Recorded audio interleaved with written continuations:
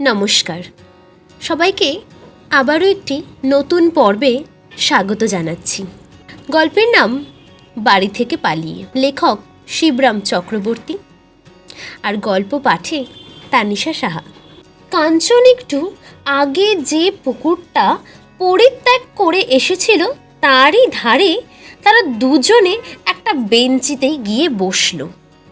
কাঞ্চন মনে মনে ভারী বিস্ময় বোধ করছিল। একজন অচেনা ছেলের জন্য এত বড় ত্যাগ স্বীকার করতে এর আগে সে কাউকে দেখেনি।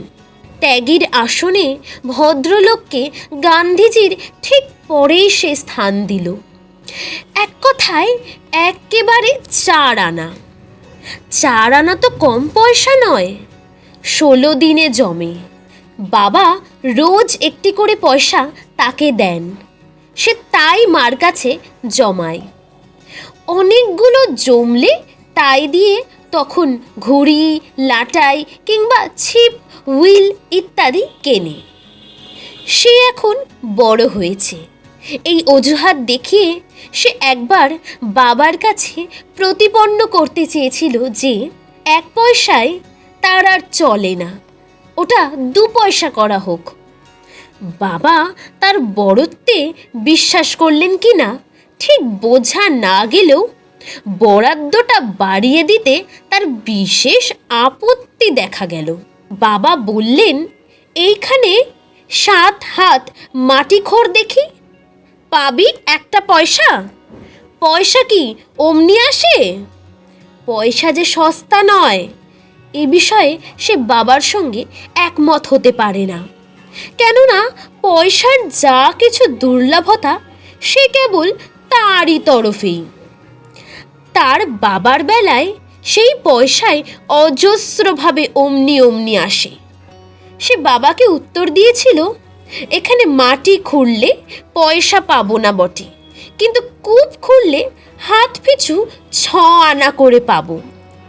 অনাদি পরাণ মণ্ডলের বাড়ি কূপ খোঁড়ে, সে পায়।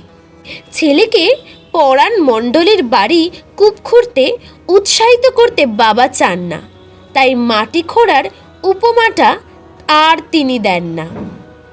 আজকাল বলেন, পয়সা কি গাছে ধরে যে নাড়লেই টুপটাপ পড়বে? কাঞ্চন হটবার ছেলে নয়। সে জবাব দেয়, গাছ নাড়লে পয়সা না পড়ুক, ফল তো পড়বে, সেই ফল বেচলে পয়সা।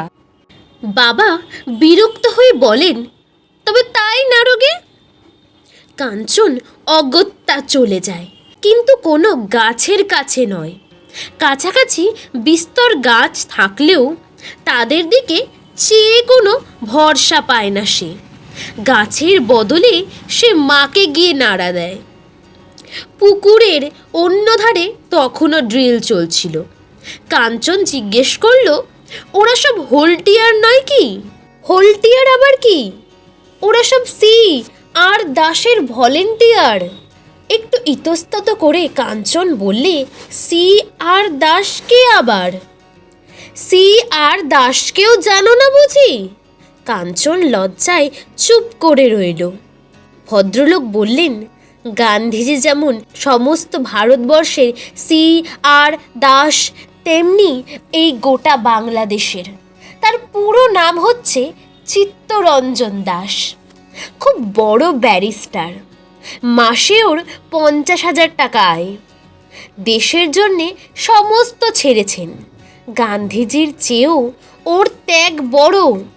ওর মতো বিলাসী লোক বাংলায় ছিল না। বিলেত থেকে ওর কাপড় কেচে আসতো। দেশের জন্যে সমস্ত ঐশ্বর্য বিলাস ছেড়েছেন। এখন চটের মতো মোটা খদ্দর পরে থাকেন। তাই সবাই ভালোবেসে ওর নাম দিয়েছে দেশবন্ধু। আর তার নাম শোনোনি তুমি? কাঞ্চন কোনো সাড়া দিল না, একেবারে স্তব্ধ হয়ে গেল। মাসে 50,000 টাকা, বছরে 6 লাখ, না জানি সে কত। রাজার ঐশ্বর্য ছেড়ে একদিনে একেবারে পথের ভিখারি হয়ে গেলেন দেশের জন্যে। উত্তেজনায় কাঞ্চনের চোখে জল এসে গেল। সে শুধু বলল, আমিও সিআর দাসের মতো হব। সে তো ভালো কথা, ওদের সঙ্গে গিয়ে ভিড়ে যাও। ওরা কি করে? ওরা এই এখন থেকে শুরু করে সমস্ত দিন সারা শহরে প্যারেড করে বেড়াবে, লোককে দেশি জিনিস কিনতে বলবে। চরকায় সুতো কাটে, জানো তো? হ্যাঁ, আমাদের গায়ে দু একজন বুড়ি কাটে বটে। সেই সুতো তাতে বুনলে খদ্দর হয়, লোককে সেই খদ্দর পরতে ওরা বলবে। তাহলে তো ভারী মজা, শহরময় ঘোরা আর চেঁচিয়ে চেঁচিয়ে বলা, মজা নাকি? বাহ, সে তো চমৎকার। আমি খুব ঘুরতে পারি, চেঁচাতে পারি খুব। চেঁচাতেও পারো? তাহলে তো তোমার মধ্যে নেতা হবার লক্ষণ রয়েছে, কালক্রমে হবেও তুমি দেখছি। দেখবেন আমি সিআর দাসের মতো বড় লোক হব, আবার তার মতো দেশের কাজে সমস্ত ঢেলে দেব, সব বিলিয়ে পথের ভিখিরি হয়ে যাব। ভদ্রলোক একটু হেসে বললেন, টাকা দেওয়া তো সোজা, দেশবন্ধু শুধু ঐশ্বর্য ছেড়ে বড় হননি, তিনি দেশের জন্য সর্বস্ব দিতেও প্রস্তুত। তুমি দেশের জন্য সর্বস্ব দিতে পারবে? কাঞ্চন বুক ফুলিয়ে বললে, নিশ্চয়ই। ভদ্রলোক কাঞ্চনের পেট চাপড়ে বললেন, বাহ, এই তো বাংলাদেশের ছেলে, এই তো চাই। আচ্ছা, আমি চললাম, বেলা হয়েছে। তুমি এই সিকিটা রাখো, তোমার কাছে তো একটুও পয়সা নেই। কাঞ্চন মাথা নেড়ে বললে, কেন, আপনি আমার জন্য খরচা করছেন? আমার পয়সার দরকার নেই। আচ্ছা রাখো তো, বড় হয়ে না হয় আমাকে শোধ করো। তখন কোথায় পাবো আপনাকে? আমাকে যদি না পাও, তোমার মতো কোনো ছোট্ট ছেলেকে সাহায্য করো তখন, তাহলেই আমাকে শোধ করা হবে। এই আমার কার্ড, এতে আমার নাম ঠিকানা আছে। যদি কখনো অসুবিধায় পড়ো, লোকের কাছে পদ জেনে আমার কাছে এসো। এখান থেকে বেশি দূর নয়, আমি এখন আসি।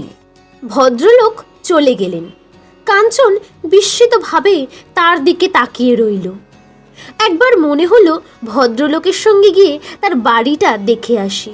আবার ভাবল, কি জানি, তাহলে হয়তো রাগ করবেন। ভদ্রলোককে তার ভারী ভালো লেগে গেছে। দেশের জন্য সর্বস্ব দেওয়া তো তার পক্ষে কিছুই না। বোধহয় ওই ভদ্রলোকটির জন্যেও সে সর্বস্ব দিতে পারে। কাঞ্চনও পার্ক থেকে বেরিয়ে প্যারেডের দলে দিয়ে ভিড়ে গেল, তাদের সবার শেষে।